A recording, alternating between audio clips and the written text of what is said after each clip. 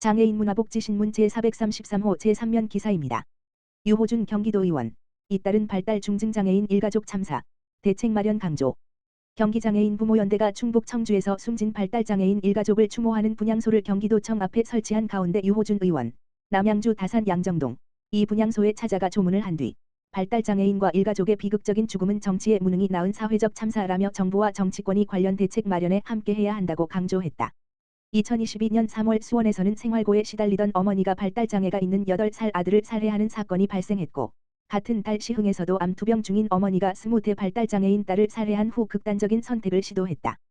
또 같은 해 5월엔 안산에서 20대 발달장애인 형제를 돌보던 60대 아버지가 극단적인 선택을 하는 등 경기도에서 발달장애인과 그 가족들의 사회적 참사는 반복되어 왔다.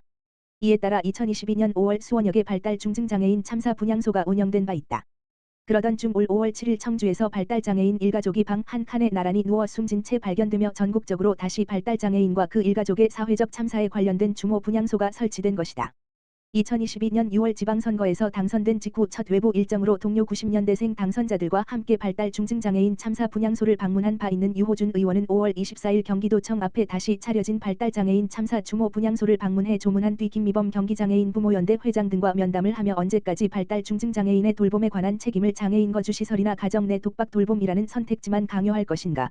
라며 현재 발달 중증장애인 돌봄이 거주시설이나 가정 내 독박 돌봄이라는 선택지밖에 없다고 강조한 뒤 이쯤 되면 사회적 참사가 아니라 사회적 타살이고 정부와 우리 사회가 가해자라며 정부와 사회의 무관심이 잇따른 참사의 가해자라고 주장했다. 김미범 회장은 이날 면담에서 발달 중증장애인 돌봄이 사실상 장애인 거주시설에 보내거나 가정에서 가족들의 고통스러운 희생으로만 이루어지는 것이 현실이라며 발달 중증장애인 돌봄의 현실을 설명한 뒤 장애인 탈시설이라는 선택지가 주어져야 사회적 참사를 막고 부모 사후 아이들의 미래를 안심할 수 있다라며 현재 경기도의회에서 추진되고 있는 경기도 탈시설 장애인 지원 조례의 제정 필요성을 강조했다. 김 회장은 일각에서 나오는 발달 중증장애인 자녀들을 장애인 주거시설에서 돌보게 하면 된다는 의견에 대해 장애가 있다는 이유만으로 자녀들을 주거시설로 보내면 된다는 의견은 그야말로 장애인 차별이라며 장애인들도 시설이 아니라 자신의 집에서 살 수 있어야 하는 것이 시민의 당연한 권리이고 이러한 권리를 보장하기 위해서 공공에서 지원주택을 비롯한 다양한 서비스의 제공을 지원해줘야 한다라며 장애인 거주시설이 아닌 지역사회에서의 장애인의 삶을 보장하기 위한 다양한 지원을 요청했다.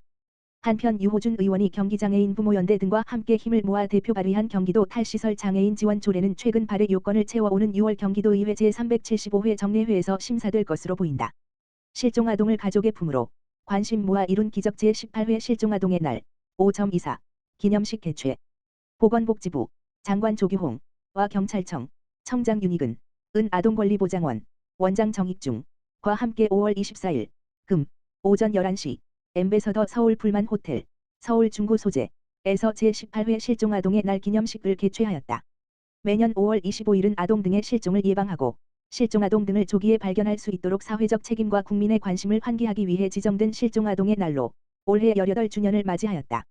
정부는 2005년 실종아동 등의 보호 및 지원 사업에 관한 법률, 약칭 실종아동법 이 제정된 이후 아동의 실종 예방과 장기 실종아동의 조속한 발견을 위해 실종경보 문자 안내 지문 등 사전 등록 유전자, DNA, 분석 복합인지기술 별표 사인을 활용한 과거 사진 변환 대조 사업 등 다양한 제도를 운영하고 있다.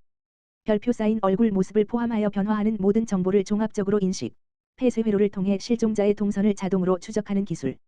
이러한 정부와 기관 단체들의 다양한 노력, 국민의 제보 등으로 최근 5년간 발생한 실종아동은 대다수가 실종신고 접수 이후 12개월 내 발견되고 가정으로 돌아왔다.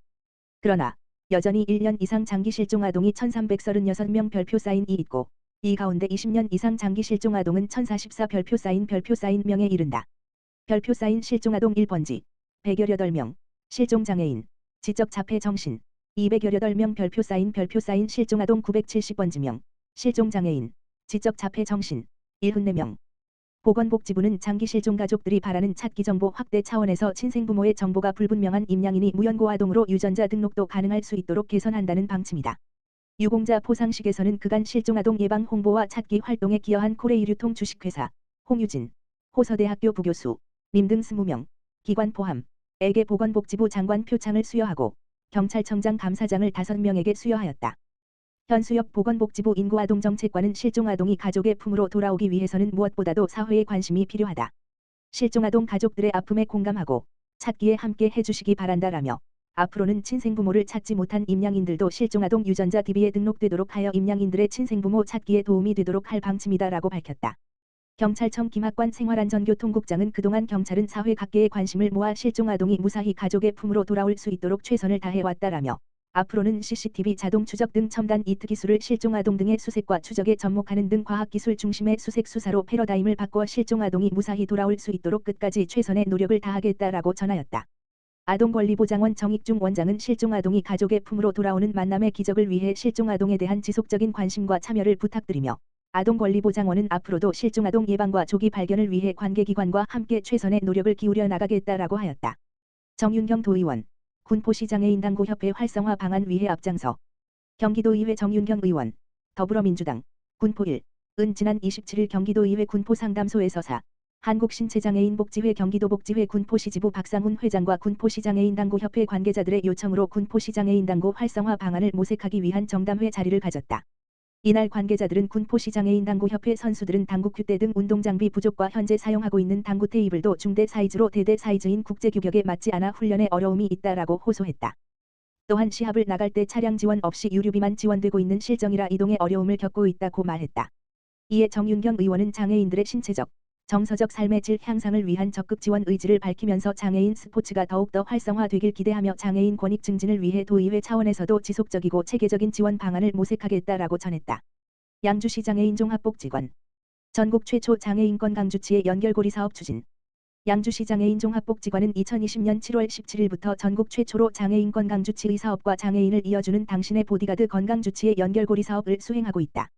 보건복지부 주관으로 시행되는 장애인권 강주치의 사업은 진료기관 방문이 어려운 장애인이 개별 주치의를 통해 자신에게 필요한 건강 문제에 대해 전문적 조언과 치료 및 투약을 받을 수 있도록 지원하는 사업이다. 현재 4차 시범 사업이 시행 중이나 실질적인 참여 의료기관이 거의 없으며 사업에 대한 홍보 부족으로 인해 장애인 참여율이 매우 저조한 실태이다.